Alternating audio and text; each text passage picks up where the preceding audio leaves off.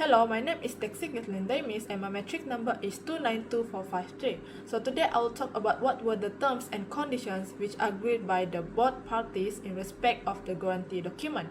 So let's start with the legal responsibility of guarantors. Firstly, guarantors take on direct liability for the debt. This means they are treated as direct debtors, not just as sureties or backup parties. Their liability is independent of the borrower's performance, whether the borrower repays the loan or not. The guarantors remain fully responsible for the granted amounts.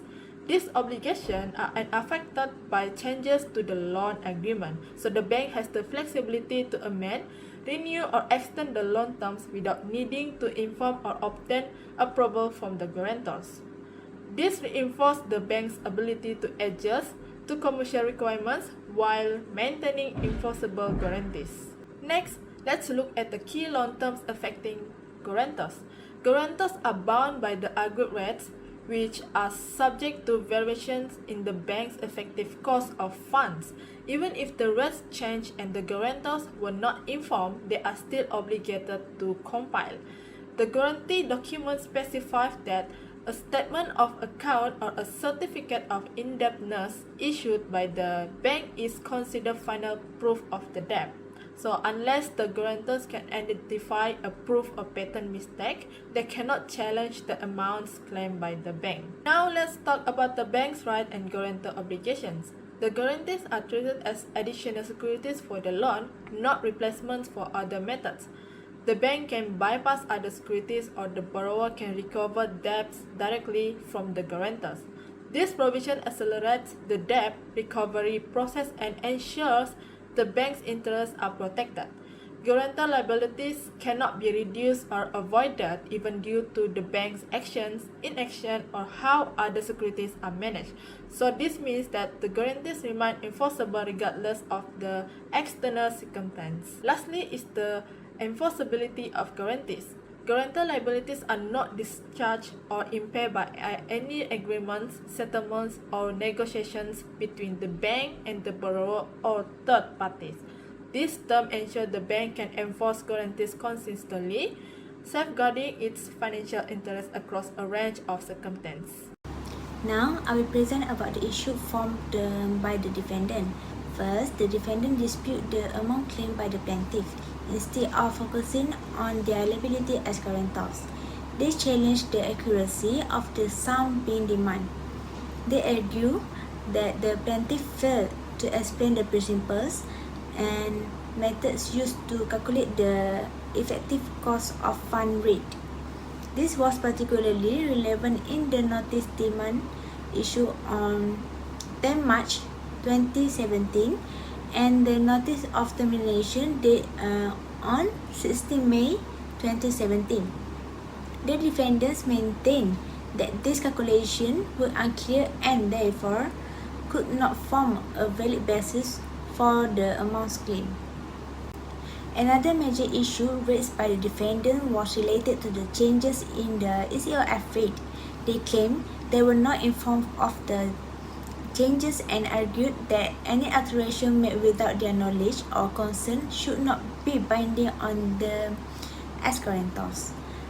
However, the court rejected this argument, highlighting that the terms of the guarantee documents allowed the plaintiff to vary the ECOF rate without requiring consent or even notification to the defendants. This makes it clear that the defendants were still bound by the update terms despite their objections.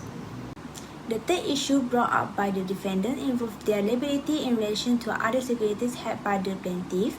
They argued that their liability as guarantors should be proportionate to the securities already held and realized by the plaintiff.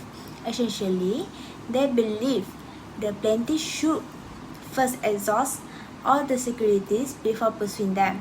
However, the court dismissed the claim, emphasizing that the guarantee document clearly stipulated that the defendant's liability was not contingent on the exhaustion of other securities.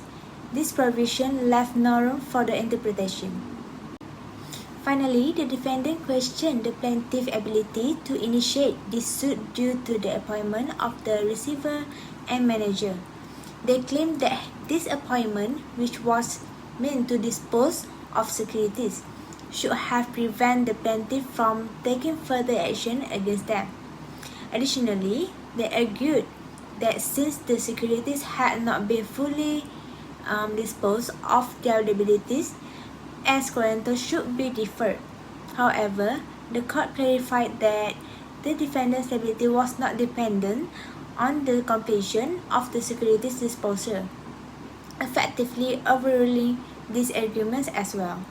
So that's all from me. Thank you. So we will move to the third question, which is, does the plaintiff have the right to enforce the guarantee provided by defendants due to loan facility being in default? So for my first point, which is defendants' liability as principal debtors. So in this case, the plaintiff, which is Bank Pembangunan Malaysia Berhad, is entitled at law to the guarantees by the defendants in view of the default of the loan facilities. The guarantees executed by the defendants as joint and several guarantors expressly stated that their liability was as principal debtors. In other words, their liabilities were not dependent upon or contingent on the borrower's performance or repayment of the loan. The guarantees further provided that none of the defendants' liability under the guarantees would be affected by any modification to the terms of the loan or failure on the part of the plaintiff to pursue other remedies, such as realization of securities. So these provisions, together with the defendants acknowledging that they had obligation under the guarantees, form the basis upon which the plaintiff can seek enforcement. So for my second point, which is no meritorious defense by defendants, the court was satisfied that there was no meritorious defense to the defendant's liability on the guarantees. A meritorious defense is one that presents a substantial, reasonable, and legally cognizable argument on behalf of a defendant in a case against their alleged claims. To sum up, this defense dwell upon major issues and not minor technicalities or minute procedural details. For instance, a defendant in a civil case could claim a meritorious defense to move to aside a default judgment so long as one has substantially sufficient evidence to prove the same. So the defendants did not challenge their liability but rather raised issues regarding the quantum of plaintiff claim. However, the objections were unsupported by evidence and therefore constitute bare denials. More importantly, the plaintiff's statement of account was prima facie proof of the amount due and owing on the guarantees. There was no manifest error in that statement, and if anything, it nailed the case of the plaintiff. Further, the court noted that the defendants had not objected seriously to the demand notice, which were issued prior to the filing of the suit, thereby weakening their stand. So we move on to my third point, which is plaintiff right to direct enforcement. So the guarantees give discretion to the plaintiff to enforce the obligation of the defendants directly without resorting to other securities or remedies first. So this flexibility is essential in the case of the guarantors agreeing to act as principal debtors, since it allows creditors to opt for direct recovery from them. So the court noted that these clauses are standard in financial agreements to ensure creditors' rights are protected, especially in the context of large loan defaults. Here, the amount involved is more than 277 million ringgit Malaysia, hence deserving of quick enforcement of the guarantees. So the last point, which is court's justifications for summary judgment. So the court found no triable issues of fact or valid defense on the plaintiff claim to be proper for summary judgment. There was no real question of liability by the defendants under the guarantees, and none of the objections raised was either relevant or supported. The right of the plaintiff to enforce such guarantees to collect a debt owed was clearly agreed to in the guarantee documents themselves. So the present case also reflects the significance of sticking to contract terms and the enforceability of guarantees in financial transactions. Good day, Doctor. I'm Darshini Munyandi, matrix number 291507. Today, I will give my opinion about question number 4, which is, can defendant contend the plaintiff over ECOF rate changes? Let's explore the legal principle, facts, and the court decisions. First, we need to understand the home versus Brunskill rule. Generally, a guarantor can be discharged from liability if there is a material change to the contract without their consent. However, this rule has an important exception. anti-discharge clauses. These clauses are designed to ensure that guarantor remain liable even if there are changes to the contract.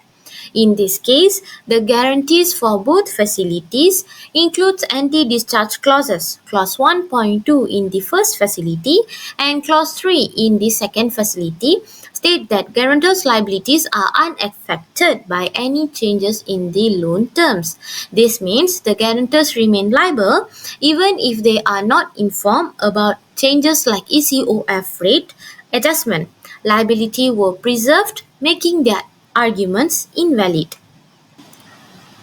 The plaintiff acted transparently by notifying the borrower about ECOF rate changes on September 2, 2016. Additionally, the plaintiff provided an affidavit detailing all rate changes between 2016 to 2020. However, the guarantee agreement clearly states that there is no obligation to inform the guarantors about these changes. The defendant attempted to challenge the plaintiff claim but failed to provide evidence of fraud or significant error to the records. They also couldn't dispute the plaintiff account statement, which is binding as per term of the guarantees. The court found that the guarantees explicitly removed the need to notify the guarantors of the rate changes. In conclusion, the court ruled in favor of the plaintiff. The defendant argument lacked merit because they agreed to terms that eliminate the need for notification. The plaintiff was entitled to enforce the guarantee and recover the debt. That's all from me. Thank you. I'm Tivinraj Arjun, matrix number 278152. Now I will explain the type of guarantees for dependent 1 and dependent 2 and their liability as principal debtors. Defendants 1 and 2 have given separate guarantees for two facilities in this case, with provisions specifying their obligations as principal debtors rather than mere surety. The principal debtors refers to the most important person or institution that is obligated to the creditor for payment or a debt. On the other hand, the person who gives the guarantee is called surety.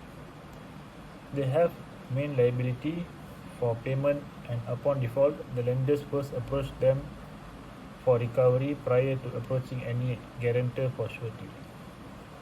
For the first facility, D1's guarantee imposes direct liability as a principal debtor and is enforceable even if the loan agreement, ECOF rate, or other terms change without D1's knowledge or consent. Furthermore, a certified statement of indebtedness from the bank is legally binding unless manifest errors are demonstrated.